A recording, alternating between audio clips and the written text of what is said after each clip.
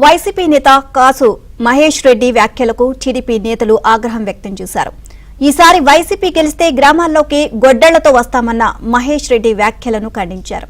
అధికారం కోల్పోయి ఇష్టం వచ్చినట్లు మాట్లాడితే చూస్తూ ఊరుకోబోము అని అన్నారు. మహేష్ రెడ్డి వ్యాఖ్యలపై పోలీసులకు ఫిర్యాదు చేశారు. ప్రజాస్వామ్యంలో ప్రజల చేత ప్రజల కొరకు ఎన్నుకోబడే నాయకులు గొడ్డళ్ళు కర్రలంటే ఇతను ఒక లాయర్ డ్యూటీ చేశాడు. ఇతను మహేష్ రెడ్డి అనే వ్యక్తి, ఇతనికి మతి భ్రమించింది. రేపు కొరదాలో సీట్ ఇస్తారో నరసరావులు ఇస్తారో తెలియదు.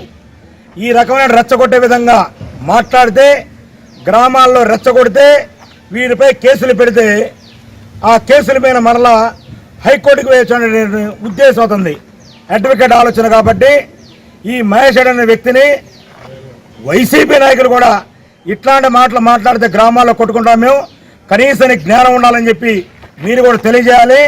అలా తెలియజేయకపోతే